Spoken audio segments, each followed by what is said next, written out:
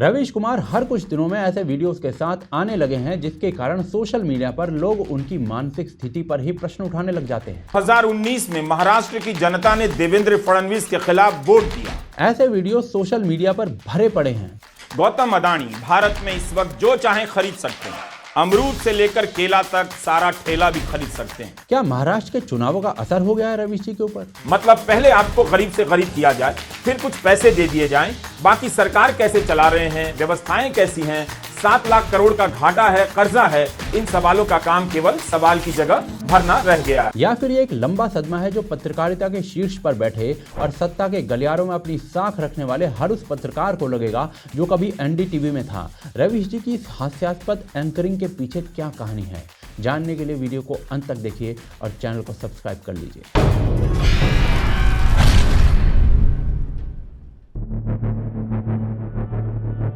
Maharashtra election, ये चुनाव किसी रंगमंच के ड्रामे से कम नहीं थे। महाराष्ट्र चुनाव सभी पार्टियों के लिए प्रतिष्ठा का प्रश्न बन चुके थे और यहाँ किसी के पास हार मानने की गुंजाइश नहीं थी। परंतु रवीश कुमार के लिए यही चुनावी परिणाम किसी व्यक्तिगत आघात से कम नहीं थे। वहां सरकार खाते में 1500 रुपए डाल दे, इसका असर तो होना ही था। महाराष्ट्र चुनाव के बाद रवीश जी रो रहे हैं और बहकी बहकी बातें कर रहे हैं। रवीश कुमार अपने चैनल पर एक वीडियो अपलोड करते हैं और आरंभ में ही ये दावा कर देते हैं कि महाराष्ट्र चुनाव में एनडीए की जीत केवल इसलिए हुई क्योंकि उन्होंने कांग्रेस की लाडली बहन योजना को हूबहू कॉपी करके प्रेजेंट कर दिया। बीजेपी ने हरियाणा और मध्य प्रदेश दोनों ही महाराष्ट्र में दोहरा दिया। हरियाणा इस मायने में दोहराया कि यहां की जीत को महाराष्ट्र में भी बरकरार रखा और मध्य प्रदेश को इस मायने में दोहरा दिया कि वहां चलाई गई लाडली बहन योजना की नकल महाराष्ट्र में काम कर गई। इन दोनों स्कीमों को कंपेयर तो कर दिया भाई साहब ने, परंतु ये बताना भूल गए कि लाडली बहन योजना जो है वो केवल वित्तीय सहायता है, घर बार चलाने के लिए। उसके विपरीत लखपति बहन योजना जो है वो सरकार की ओर से एक इंटरेस्ट फ्री लोन है जो ग्रामीण महिलाओं को व्यवसाय स्थापित करने की सहायता देती है।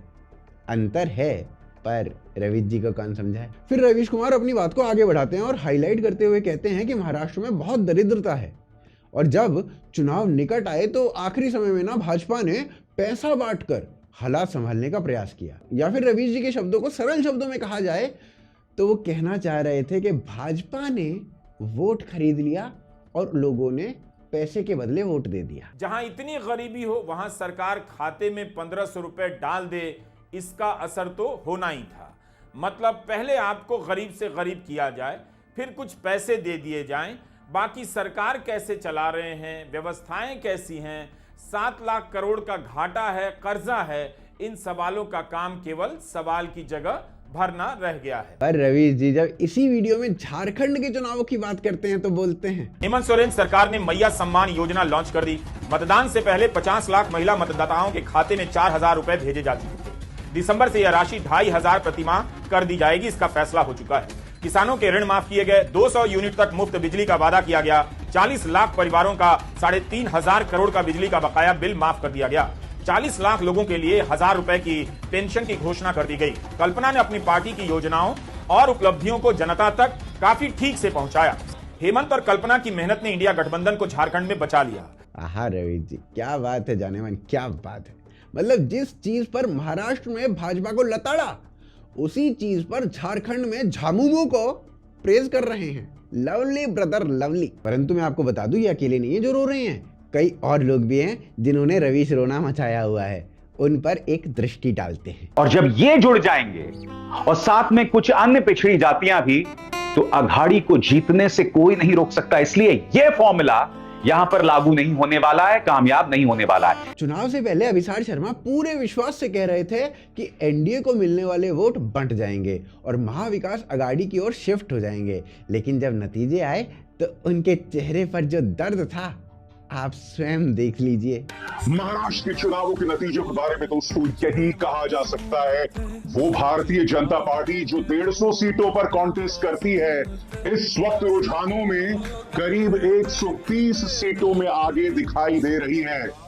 सोनपरी कितनी क्यूट लग रही थी ना।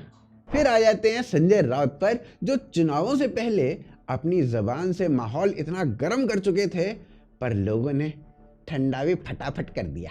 हमें पूरा विश्वास है कि हमें बहुमत प्राप्त होने जा रहा है। 160, 165 तक हम विधायक हमारे चुन कर आएंगे। बात ऐसे है भाई, जो नतीजे सामने आए उसके ऊपर मैं विश्वास रखने को तैयार नहीं, ये जनता का फैसला मानने को तैयार है। अब ये जो हार हुई है ना अगाड़ी की, इस हार ने कई लोगों के सपनों को चकनाचूर कर दिया है। अगर एमवीए चुनाव में अच्छा प्रदर्शन दिखाती तो कदाचित संजय राउत, प्रियंका चतुर्वेदी, शरद पवार ये सब ना राज्यसभा की ओर जा सकते थे, पर अब नहीं जा पाएंगे। फिर आ जाते हैं जयराम रमेश पर। उन्होंने कहा कि चुनाव आयोग को जवाब देना चाहिए, क्योंकि लोकसभा में भाजपा ने प्रदर्शन अच्छा नहीं किया था, फिर विधानसभा में कैसे अच्छा कर दिया, बताइए बताइए। हाँ भाई सही बात है, चुनाव आयोग को तो रखा ही इसलिए गया है कि आपके इस प्रश्न का उत्तर दे, है ना। गड़बड़ तो है ही, क्योंकि आपने कहा है। फिर अपनी पराजय पर शरद पवार का बयान आ जाता है और अजीत पवार की ओर इशारा करते हुए कहते हैं, एनसीपी का जनक कौन है पता है। परंतु योगेंद्र यादव जी को तो कतई नहीं बोलना चाहिए।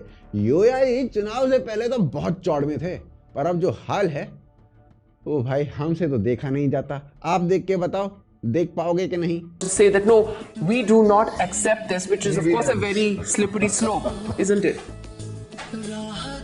Yeah, I heard Sanjay Raut and I'm somewhat disappointed. पर इनका रविश रोना तो चलता रहेगा, लेकिन देखने वाली बात यह है कि मीडिया के गिरते स्तर की चिंता करने वाला पत्रकार रवीश कुमार आज स्वयं ही उस स्थिति में है जहां रवीश की रिपोर्टिंग स्टाइल लोगों को चीप एंटरटेनमेंट का साधन दे रही है। सोशल मीडिया पर उनका उपहास ये दिखाता है कि लोग अब उनकी रिपोर्ट को गंभीरता से बिल्कुल नहीं लेते हैं। एक समय था जब रवीश जी सहजता से पत्रकारिता किया करते थे, अब केवल रेलेवेंट रहने के लिए धड़ल्ले से इधर उधर भाग रहे हैं। कभी हिंडनबर्ग रिपोर्ट पर हिंडन नदी के लिए, तो कभी पुलिस के साथ बबलू के पीछे डब्लू और डब्लू के पीछे बबलू। अब लोग कहते हैं कि वो पूरी तरह अपना मानसिक संतुलन खो चुके हैं और सामान्य मुद्दों पर भी मोदी की साजिश ढूंढ ही लेते हैं कहीं ना कहीं से।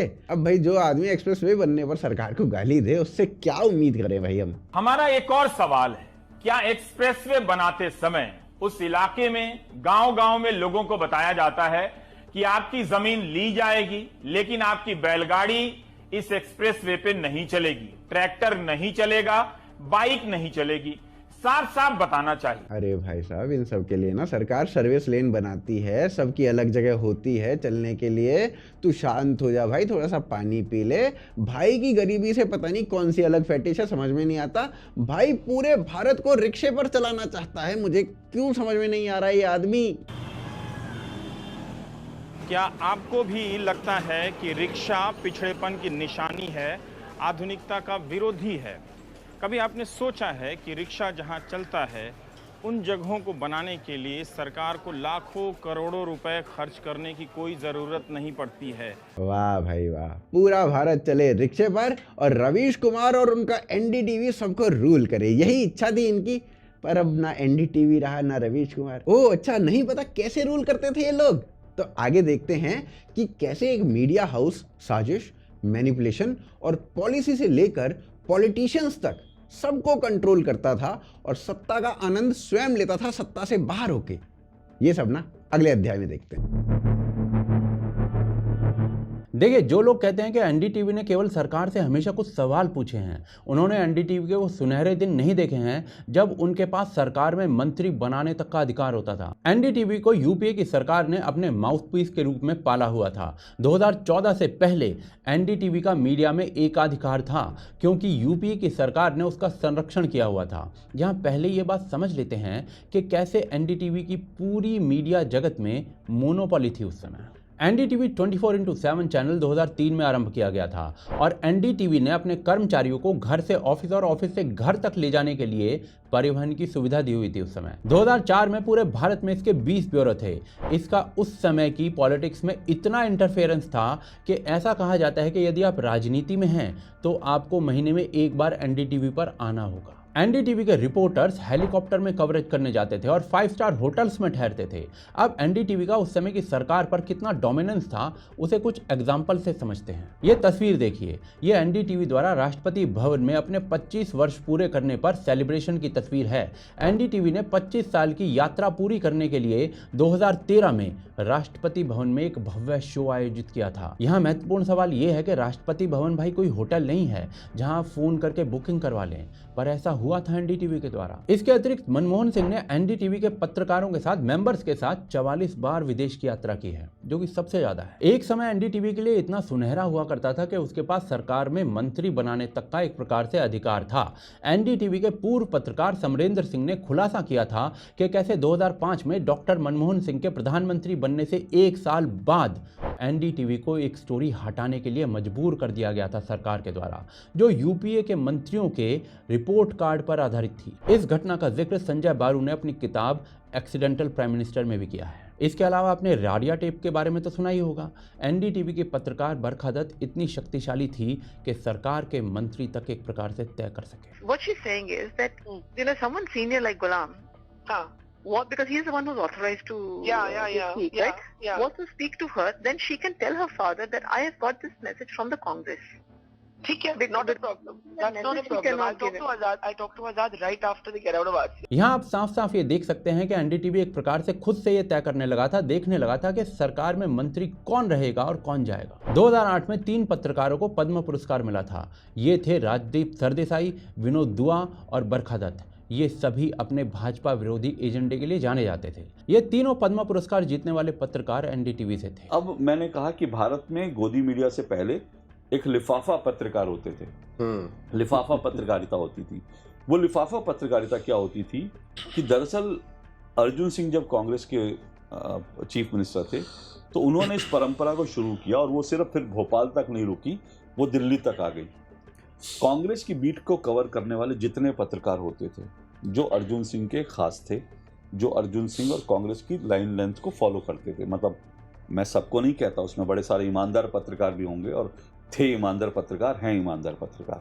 तो उसमें क्या होता था कि जो लोग कांग्रेस की बीट को करने वाले और सब होते थे, उनके पास हर महीने की 1 तारीख को जितनी आपकी सैलरी थी, मान लीजिए आप नवभारत टाइम्स में, जनसत्ता में, किसी अखबार में आप ब्यूरो चीफ हैं, किसी अखबार में आप जो है कुछ हैं, अगर आपकी सैलरी 10,000 की है, 20,000 है, तो 1 तारीख को उतने ही आपकी सैलरी के बराबर का लिफाफा आपके घर पर पहुंच जाता था। रवीश कुमार को तो एनडीटीवी ने केवल हिंदी पत्रकारों को चुनौती देने के लिए आगे किया था, क्योंकि एनडीटीवी के ज्यादातर रिपोर्टर्स और एंकर्स अंग्रेजी में थे। ये एक तस्वीर देखिए, ये वही पत्रकार हैं जो भाजपा नेताओं के साथ फ्रेम साझा करने पर अन्य पत्रकारों को ट्रोल करते हैं, परंतु अब शायद उन्हें पत्रकार और रिपोर्टर कहना शायद उचित नहीं है, क्योंकि अब वो कदाचित विपक्षी राजनेता बन गए। 2014 से अब तक कदाचित वो मोदी और भाजपा को रोज कोसते रहे हैं, वो उनका अधिकार भी है, पर मोदी उसके बावजूद लगातार जीतते रहे हैं। ना रेल बिकी, ना रेलवे स्टेशन बिका और ना ही एयरपोर्ट बिका, पर रवीश कुमार जिस एनडीटीवी चैनल पर बैठकर झूठ के ये गोले फेंका करते थे, वह चैनल जरूर बिक गया और खरीद लिया गया अडानी के द्वारा। परंतु ऐसा मैं रवीश कुमार जी के बारे में क्यों कह रहा हूं, उनकी रिपोर्टिंग में पहले में और अब में क्या चेंजेस आए हैं, वो आगे देखते हैं। देखो भैया, ऐसा है, रवि जी बार आ चुके हैं और ये बात अब तक आपको समझ में आ चुकी होगी, और भैया अगर अभी तक भी नहीं आई है तो इस अध्याय में आ जाएगी। रवीश जी आजकल Bablu Bablu W W type की बातें करते पाए जा रहे हैं। 24 जुलाई को बबलू भागा, कितना भाग रहा है भगवान जी ही जाने। 29 जुलाई आ गया, बबलू भागा ही जा रहा। बबलू आओ, पुलिस के आगे बबलू, बबलू के पीछे पुलिस, बबलू बबलू बबलू बबलू भाग गया है, देखो बबलू। जैसे बबलू खेल रहा हो अक्कड़ बक्कड़ बॉम्बे भो, 80-90 पूरे 100 में लगा धागा, बबलू निकल कर भागा। देखो भाई साहब, ऐसा है, ये अबलू बबलू डब्लू जो है ना, ये रवीश जी ने पूरे 4 मिनट से ऊपर किया है, 4 मिनट से ऊपर।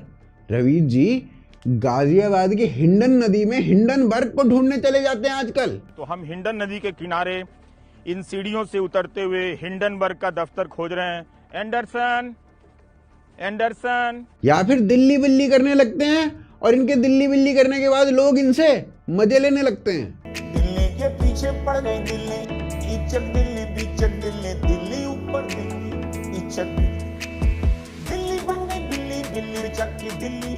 रवीश जी पहले ऐसे नहीं थे। 2014 से लगातार रवीश जी के स्वास्थ्य पर फर्क पड़ता जा रहा है। वो अब कुंठित और व्याकुल होते जा रहे हैं, वो पगला गए हैं। वो कहते हैं 2019 में महाराष्ट्र की जनता ने देवेंद्र फडणवीस के खिलाफ वोट दिया, उनकी सरकार नहीं बनी। अब भाजपा को 105 सीट मिली थी, एनडीए को 161 सीट मिली थी, पूर्ण बहुमत के लिए 145 सीट चाहिए होती है, तो कमबख्त लोगों ने नकारा कैसे? दिमाग में लालू जी से मांग के भूसा भर लिया है क्या? चलो अब देखते हैं रवीश जी और उनका एनडीटीवी आज से पहले किस प्रकार की रिपोर्टिंग करता था। आज से पहले नहीं, 2014 से पहले। Vishnu, I've been talking to some people inside the hotel. I managed to make a phone call to somebody who's staying on the 19th floor. The 19th floor on which my source is staying is a floor on which the terrorists are active. They are setting off grenades inside the hotel. आहा, अद्भुत। तो पाकिस्तानियों को भारतीय media, Ravish जी की media अपने channel के माध्यम से बता रही है कि उस दिन जब यहां पर अटैक हो रहा था तो हमारी फोर्सेस होटल के अंदर कहां से अंदर जा रही हैं और कहां से नहीं। फिर एक दिन ना रवीश जी की कहानी उन्हीं के पुराने कलीग ने बताई। उन्होंने बताया कि एनडीटीवी ने यूपीए सरकार की रिपोर्ट कार्ड बनाने का निर्णय किया और एनडीटीवी इंडिया ने रात 9 बजे वाले प्रोग्राम में इस रिपोर्ट कार्ड को चलाने का निर्णय कर लिया था। अब आपको तो पता ही है रात के 9 बजे किसका प्रोग्राम आता था। अब इस प्रोग्राम में बताया जाने वाला था कि सरकार में अच्छे मंत्री कौन है और बुरे मंत्री कौन है, सब कुछ बताया जाने वाला था। फिर प्रधानमंत्री का फोन एनडीटीवी में जाता है। प्रधानमंत्री कौन थे? मनमोहन सिंह। और एनडीटीवी के मालिकों को ढंग से डांट पिलाई जाती है। फिर इवेंचुअली प्रोग्राम में बताया जाता है कि अच्छे अच्छे मंत्री कौन हैं, बुरे वालों की लिस्ट हटा दी जाती है। और ये मैं या एनडीटीवी के पूर्व पत्रकार ही नहीं कह रहे हैं, ये बात संजय बारू ने अपनी बुक में भी लिखी है। वाह रवीश जी वाह। रवीश जी कौन जात हो तो पूछते ही थे, पर ग्राउंड पर इस प्रकार के प्रश्न भी करते दिखते थे। क्या नाम है आपका? मेरा नाम अविनाश कुमार पड़ेगा। अविनाश कुमार भी यादव हैं? नहीं यादव नहीं, मैं ब्राह्मण है। ब्राह्मण है। तो आप लोग आरजेडी में कैसे हैं? जी ब्राह्मण लोग तो बीजेपी के साथ हैं। ऐसा नहीं ना है। रवि जी पहले यदि जीडीपी ग्रोथ रेट 5% पहुंच जाए तो चिल रहते थे, कहते थे आप जरूरत से ज्यादा रोंदू तो नहीं हो गए हो, चिल हो जाओ। कहीं हम जरूरत से ज्यादा, ये भी एक महत्वपूर्ण बात है, दुखी या रोंदू तो नहीं हो रहे हैं अर्थव्यवस्था को लेकर, क्योंकि दुनिया की जो तमाम अर्थव्यवस्थाएं हैं वो बहुत कम है। दुनिया में बहुत कम देश हैं जो 5% के रफ्तार से भी बढ़। अभी स्थिति थोड़ी चेंज हो गई है। 2019 में 5% पे जीडीपी ग्रोथ रेट पहुंची, थोड़े समय के लिए तो हाहाकार मचा दिया भाई ने। भारत की अर्थव्यवस्था अच्छी स्थिति में नहीं है। इसे छिपाने की तमाम कोशिशों के बीच जीडीपी के आंकड़े ने जख्म को बाहर ला दिया। 5% की जीडीपी इस बात की पुष्टि करती है कि भारत की अर्थव्यवस्था मंदी की चपेट में आ चुकी है। रवीश जी का एनडीटीवी 2012 में अखिलेश को लॉन्च करता है भाई साहब, क्योंकि सियासत अखिलेश बाबू को घुट्टी में मिली है। अखिलेश 21वीं सदी में हिंदुस्तान के समाजवाद का नया चेहरा है। उन्होंने पढ़ाई ऑस्ट्रेलिया और कनाडा में भी की है, इंग्लिश में पढ़ाई की है, लेकिन हिंदी बोलना पसंद करते हैं और हिंदी बेल्ट की ही सियासत करते हैं क्योंकि सियासत उन्हें घुट्टी में मिली है। रवीश जी कई पत्रकारों को सेल्फी पत्रकार भी बोलते हैं क्योंकि वो सेल्फी लेते हैं पॉलिटिशियंस के साथ। रवीश जी ऐसा बिल्कुल नहीं करते, ना ना बिल्कुल भी नहीं, no no no no no no no. एक बार एक कश्मीरी हिंदू ने रवीश जी के शो पर कांग्रेस को गरियाने के लिए कांग्रेस का नाम ले लिया। तब देखिए रवीश जी पर कैसे भूत सवार हो गया।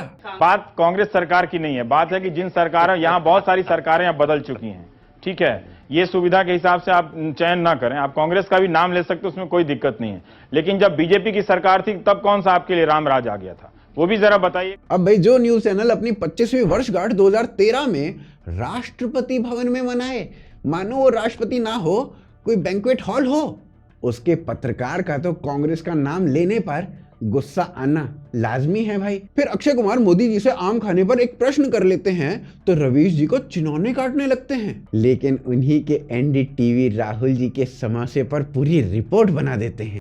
तो प्रचार के दौरान चाहे नेता हो या रिपोर्टर खाने पीने के लिए मुश्किल से वक्त निकाल पाते हैं। ऐसा ही कुछ राहुल गांधी के साथ भी हुआ। सुबह से लगातार प्रचार करने के दौरान वो एक जगह रुक गए और रुककर वहां पर समोसा खाने लगे। राहुल जी ढाबे में बैठकर खाना खाते हैं तो रवीश जी और उनके एनडीटीवी को ऑर्गेजम आ जाते हैं। आप देख सकते हैं राहुल गांधी और प्रियंका गांधी राज बब्बर के साथ एक ढाबे में बैठकर खाना खा रहे हैं। अब भाई कांग्रेस के टाइम पर जिस चैनल की डील ही प्रधानमंत्री के निवास में हो तो उसे तो राहुल जी के खाना खाने से ऑर्गेजम आएंगे ही ना।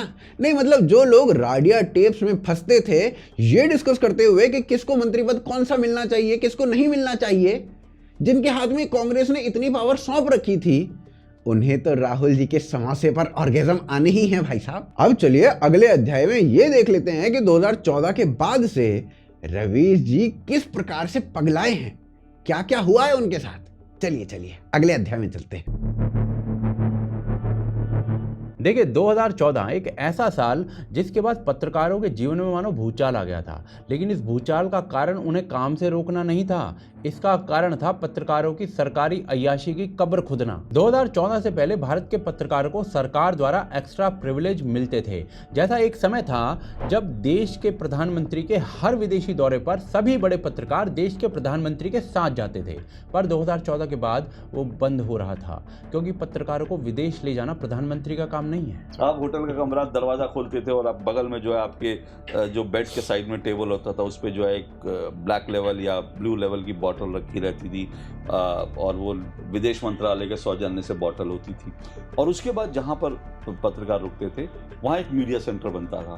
अब वो मीडिया सेंटर आज भी बनता है, पहले भी बनता था, हमेशा बनता है। वो मीडिया सेंटर बेसिकली इसलिए होता है कि पत्रकार वहाँ से फैक्स करना है, इंटरनेट इस्तेमाल करना है, वो सब और सारी जानकारी वहाँ मिल जाए, तो वो हमेशा मीडिया सेंटर बनता है। उस मीडिया सेंटर में एक बार रूम भी होता था और उस बार रूम में आप भाई और 24 घंटे वहाँ खाना रहता था, बार रूम रहता था।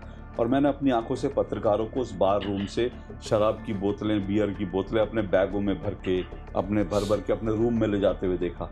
अब आपको रूम में भी मिल रही है, आपको बार में ही मिल रही है, तो आप ले जा किस नहीं, आप वापस आओगे तो दोस्तों को भी गिफ्ट करोगे। और ऐसा ना 2014 से 2019 तक चली पहली मोदी सरकार ने अपने पहले विदेश दौरे में ही कर दिया था। The first time when he was visiting abroad, like all previous prime ministers, I carried the names of the press guys who will go with him. So he looked at it and then didn't comment anything. After about 2-3 hours again I said, it is getting late, why didn't you clear it? So he said, if I don't take any press person, what will happen? I said, sir, it will lead to bad relations with the press. He said, why? These so-called monarchs of the press, they will send their own representatives. They don't have to bother for the funds, and just because you take them in the plane is not necessary. बात सिर्फ विदेशी दौरे पर ले जाने की होती ना तो भी समझ में आता, पर इन 5 सितारा पत्रकारों की 5 सितारा खातिरदारी की जाती थी विदेश मंत्रालय के द्वारा, जिसे 2014 के बाद बंद कर दिया गया। 150 पत्रकार जाते थे, लेकिन उसके बाद क्या होता था जो अब नहीं होता, कि जब आप जहाज में जाते थे और उसके बाद विमान में आपको पूरी खातिरदारी होती थी, और जब आप अपने होटल के रूम में पहुंचते थे, दरवाजा खोलते ही आपकी टेबल पर एक ब्लैक लेवल की बोतल रखी जाती थी विदेश मंत्रालय के सौजन्य से। वो आपको गिफ्ट दी जाती थी पत्रकारों को कि विदेश मंत्रालय के सौजन्य से आपको ब्लैक लेवल मिल रही है। उसके बाद एक मीडिया सेंटर खुलता था, जिस मीडिया सेंटर में कंप्यूटर्स होते थे और तमाम फोन्स होते थे कि आप उसमें अपनी रिपोर्टिंग कर पाए। उस मीडिया सेंटर में 24 घंटे का मीडिया सेंटर होता था, उसमें आपको जो दुनिया की मनपसंद डिश है वो आपको खाने के लिए मिलती थी, और 24 घंटे बार खुला रहता था जहां पर बियर्स और दुनिया की महंगी से महंगी शराब वहां उपलब्ध होती थी। और मैंने अपनी आंखों से देखा है कि पत्रकार पहले पीते भी थे और उसके बाद जब वो अपने होटल के रूम में जाते थे तो ऐसे बियर के कैन उठाते थे और अपने रूम में ले जाते थे, पैक करा के हिंदुस्तान लाते थे अपने। और यहाँ से एनडीटीवी की जो पावर सर्कल्स में पहुंच थी ना वो खत्म होने लगी। रोज लग रहे आरोपों के कारण रेटिंग्स लगातार गिरने लगी। पर एनडीटीवी और रवीश कुमार के लिए वक्त तब बदल गया जब गौतम अडानी ने एनडीटीवी को खरीद लिया। परंतु ऐसा हुआ कैसे? देखिए, वर्ष 2008 में एनडीटीवी के फाउंडर्स राधिका और प्रणय रॉय ने 400 करोड़ रुपए का लोन लिया था, और जिस समूह से एनडीटीवी ने यह लोन लिया था उसे बाद में अडानी ग्रुप ने खरीद लिया, और उस समूह के पास एनडीटीवी के 29.18% शेयर थे, और इस तरीके से एनडीटीवी को अडानी ने अपना बना लिया। जब एनडीटीवी अडानी के हाथ में पहुंचा तो रवीश ने रिजाइन कर दिया मोदी पर ब्लेम डालते हुए। अडानी को रवीश कुमार मोदी का करीबी मानते हैं, और रवीश कुमार के अनुसार 500 करोड़ लगाकर अडानी ने एनडीटीवी को इसलिए खरीदा ताकि वो रवीश कुमार को काम करने से रोक सके। मतलब भाई साहब, ये सेल्फ ऑब्सेशन की हद है शायद। मतलब अडानी अपने करोड़ों लगाएगा रवीश जी को चैनल से निकलवाने के लिए। जिस दिन से रवीश जी ने ये सब बोला है ना, उसी दिन से वो बस बहकी बहकी बातें ही कर रहे हैं, और हर कुछ दिनों में उनका एक बहका बहका सा वीडियो सामने आ जाता है जिसे सोशल मीडिया पर जमकर ट्रोल किया जाता है। जबकि सत्य ये है कि रवीश को जॉब से निकाला नहीं गया था, बल्कि उन्होंने खुद रिजाइन दे दिया था। और जॉब से रिजाइन के बाद रवीश जी ने भी वही काम शुरू कर दिया जो पाकिस्तान का हर क्रिकेटर रिटायर होने के बाद शुरू कर देता है। मतलब अपना यूट्यूब चैनल शुरू कर देता है। टीवी से यूट्यूब, चोट बड़ी लगी है जिसका इलाज कदाचित संभव नहीं है।